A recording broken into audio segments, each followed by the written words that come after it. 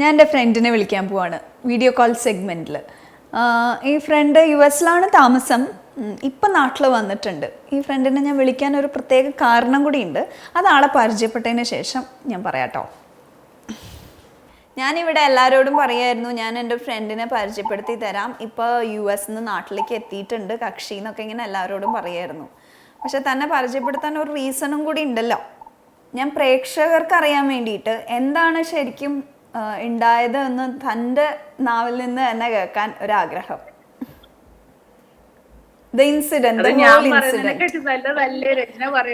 അല്ല, താൻ പറയുമ്പോ അതിനൊരു സുഖം ഉണ്ടാവും. ഞാൻ ഇവരോട് എപ്പോഴും കത്തി വെച്ചൊക്കെ ഇരിക്കുന്നതല്ല. എനിക്ക് എന്നെപ്പറ്റി ഇങ്ങനെ പറയണത് സത്യം പറഞ്ഞാൽ വലിയ താല്പര്യമുള്ള ഇല്ല. ഇപ്പൊ ഞാൻ പറഞ്ഞിട്ടല്ലേ, എന്നാലും ഞാൻ പറഞ്ഞതുകൊണ്ടല്ലേ താൻ പറയാൻ പോണേ. Okay, so July 11, 2017 ഞാൻ USA-ൽ തന്നെയുള്ള ഒരു കുട്ടിക്ക് എൻ്റെ ഒരു കിഡ്നി ട്രാൻസ്പ്ലാന്റ് ചെയ്ത് കൊടുത്തു. അപ്പൊ അതാണല്ലോ ഇവിടുത്തെ സബ്ജക്ട്. അങ്ങനെ ഒരു സംഭവം ചെയ്തു. അതിന് മുന്നേ കുറെ ഇൻസിഡൻസ് ഉണ്ടായിട്ടുണ്ട്. ആക്ച്വലി ജൂലൈയിൽ താൻ അത് ചെയ്തെങ്കിൽ അതിന് മുമ്പ് കുറെ ഇൻസിഡൻസ് ഉണ്ടായിട്ടുണ്ടല്ലേ? ഇത് ആക്ച്വലി ഞാൻ ഈ കുട്ടിയുടെ കാര്യം അറിയുന്നത് ആ വർഷം ജനുവരിയിലാണ് ഞാൻ അതിനെപ്പറ്റി അറിയുന്നത്.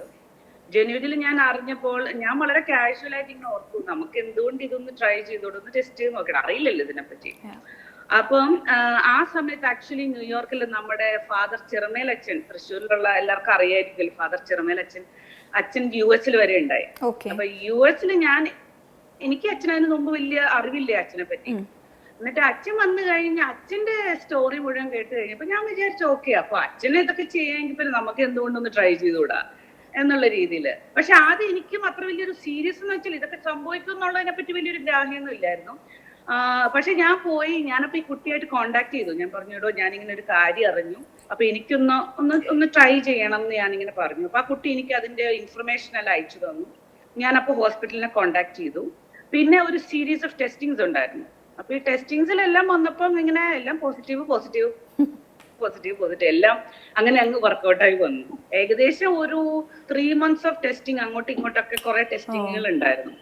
അത് കഴിഞ്ഞിട്ട് അവര് ഡിറ്റർമിൻ ചെയ്തു, ഓക്കെ, അമേരിക്കയിലെ പ്രൊസീജിയർ എന്ന് പറഞ്ഞാൽ അവരെല്ലാം ചെക്ക് ചെയ്യും, everything has to be check. അപ്പൊ അതെല്ലാം ചെക്കിംഗ് പ്രൊസീജിയേഴ്സ് കഴിഞ്ഞപ്പോ അവർ പറഞ്ഞു, ഓക്കെ, ഇത് സെറ്റ് ആണെന്നുള്ള രീതി പറഞ്ഞു. അപ്പൊ ആ ഒരു പോയിന്റ് അവർ പറയണം, ഓക്കെ, നിങ്ങളൊരു മാച്ച് ആണെന്ന് പറഞ്ഞ ആ പോയിന്റ് തൊട്ട് പിന്നെ ഞാൻ സീരിയസ് ആണ്. പിന്നെന്ന് വെച്ചാല് ഞാൻ ആ കുട്ടിക്കൊരു വാക്ക് കൊടുക്കുകയാണ്, എടോ ഞാൻ മാച്ച് ആയാൽ ഞാൻ തനിക്ക് തരും എന്നുള്ളൊരു വാക്ക് ഞാൻ കൊടുക്കുകയാണ്. ആ വാക്ക് പിന്നെ എന്താ പറയാ, ഞാൻ പറഞ്ഞ ചത്താലും അല്ലെങ്കിൽ പിന്നെ ഞാൻ മരിക്കണം അതിന്. അപ്പൊ പിന്നെ ആ വാക്കിൽ നിന്ന് പുറകോട്ട് പോകുന്ന പ്രശ്നമില്ല.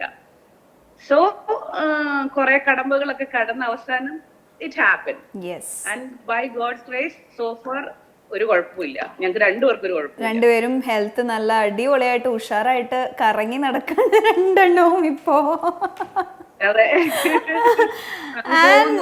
I should talk about your family now.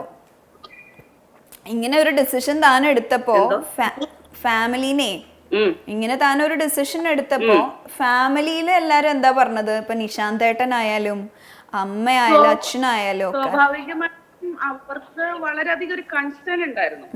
ഇല്ലെന്ന് ഞാൻ പറയത്തില്ല. ഇപ്പൊ നിശാന്തേട്ടനാണെങ്കിൽ നിശാന്തേട്ടൻ ആദ്യം പറഞ്ഞു നിനക്ക് ഇഷ്ടമാണെങ്കിൽ നീ ചെയ്തോന്ന് പറഞ്ഞു.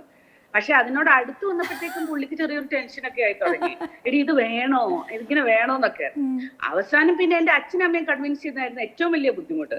അപ്പൊ അച്ഛനും അമ്മയും കൺവിൻസ് ചെയ്തെന്ന് വെച്ചാല് അപ്പൊ എന്നോട് പുള്ളി പറയാല്ലേ, അവര് സമ്മതിക്കുകയാണെങ്കിൽ നീ ചെയ്ത്. അപ്പൊ പുള്ളി എനിക്ക് എന്റെ വീട്ടിൽ ഡ്രാഫ്റ്റ് ഇടുക അവിടെ. അപ്പൊ പുള്ളി പറയാ അച്ഛനും അമ്മയും സമ്മതിക്കുകയാണെങ്കിൽ നീ ചെയ്ത്. അപ്പൊ പുള്ളിക്കറിയാം അവര് സമ്മതിക്കത്തില്ലെന്ന്. അവസാനം അങ്ങനെയായി. അപ്പം പുള്ളിക്ക് ഇച്ചിരി അവസാനമൊക്കെ ആയപ്പോഴത്തേക്ക് പറഞ്ഞാൽ ഭയങ്കര ടെൻഷനായിരുന്നു. ഇത് വേണോ എന്ന് എന്നോട് അങ്ങ് ചോദിക്കുകയായിരുന്നു. ഞാൻ പറഞ്ഞു, ചേട്ടാ ഞാനിനി ബാക്കൗട്ട് ചെയ്യുന്ന പ്രശ്നം ഉദിക്കുന്നില്ല. അപ്പൊ ആദ്യം ഞാൻ വിചാരിച്ചു ഒരു കാര്യം ചെയ്യാൻ, എന്നാ പിന്നെ അച്ഛനും അമ്മയും ഇത് കഴിഞ്ഞിട്ട് അറിഞ്ഞാൽ മതി എന്ന് ഞാൻ വിചാരിച്ചു. പിന്നെ ഞാൻ ഓർത്തോടൂ, നമ്മൾ ചെയ്യുന്ന ഒരു കാര്യത്തിൽ ഒരു നന്മയുണ്ട്, ഒരു സത്യം എന്ന് പറഞ്ഞൊരു സാധനമുണ്ട്. അപ്പൊ അതിന്റെ അകത്തൊരു നെഗറ്റിവിറ്റി വേണ്ട, ഒരു കള്ളത്തരം വേണ്ട അതിന്റെ അകത്ത്. അപ്പം ഞാൻ അതിന് ഐഡിയലായിട്ട് എന്റെ ഹസ്ബൻഡിന്റെ സിസ്റ്റർ ഡോക്ടറാണ്. അപ്പൊ ഞാൻ പുള്ളിക്കാരത്തിൽ പറഞ്ഞു, ചേച്ചി ഇക്കാര്യം ഒന്ന് അവതരിക്കും. അപ്പൊ ഈ സർജറിക്ക് ഒരു 2 days മുമ്പ്, കറക്റ്റ് 2 days മുമ്പ് ചേച്ചി പോയി പാരന്റ്സിനോട് ഇതെല്ലാം പറഞ്ഞ് അവരെ സെറ്റാക്കി. പിന്നെ ഞങ്ങൾ എല്ലാരും കൂടി ടൂർ പോകുന്ന പോലെ ആശുപത്രിയിൽ പോയതൊന്ന്.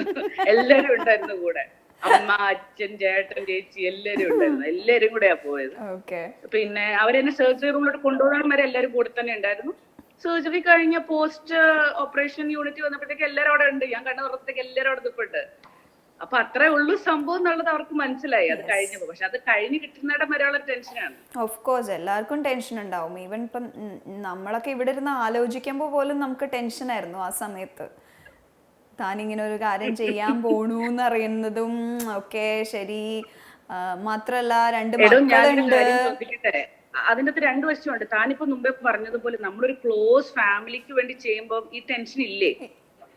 ഉണ്ടോ? അതുണ്ട്. സെയിം പ്രൊസീജിയർ ആണ്. അപ്പോ what makes that other person any different? ഇപ്പൊ പറഞ്ഞതല്ലേ, ഞാൻ എപ്പോഴും എല്ലാവരോടും പറയും, നമ്മൾ നമ്മുടേതാണെന്ന് വിചാരിക്കുന്നത് എല്ലാം നമ്മുടേതല്ല എന്ന് നമുക്ക് ആ തിരിച്ചറിവ് ഉണ്ടാവുന്നു. then it makes life much simpler. ഞാൻ എല്ലാവരോടും ചോദിക്കും, നിങ്ങൾ എല്ലാവരും ഭയങ്കര അവകാശപ്പെടുന്നുണ്ട്, നിങ്ങളുടെ കിഡ്നി, നിങ്ങളുടെ ലിവർ, നിങ്ങളുടെ ഹാർട്ട് എല്ലാം എല്ലാവരും ഭയങ്കര വലിയ ഇതിലാണ് പറയുന്നത്. പക്ഷെ ഇതൊക്കെ നിങ്ങളുടെ ആണോ? അത് സത്യത്തിലാണോ എന്നുള്ളതാണ് നിങ്ങളുടെ ചോദ്യം, എന്റെ ചോദ്യം. അത് എന്ന് നമ്മൾ റിയലൈസ് ചെയ്യുന്നു, ഇതൊക്കെ വളരെ സിമ്പിളാ. ട്രൂ. അതെ, അതിനൊരു സ്ട്രോങ് ഡിസിഷൻ എടുത്ത് താൻ ബോൾഡ് ആണ്, ബ്യൂട്ടിഫുൾ ആണ്, and you are so lovable. ഷോയിൽ ഇങ്ങനെ വരാൻ പറ്റിയതിൽ എനിക്ക് yes for me really too. really thank you. Yeah, I love you so much. I'll call you later. ശരി, താങ്ക് യു. നിശാന്തേട്ടനോടൊക്കെ പറയൂട്ടോ. ശരി.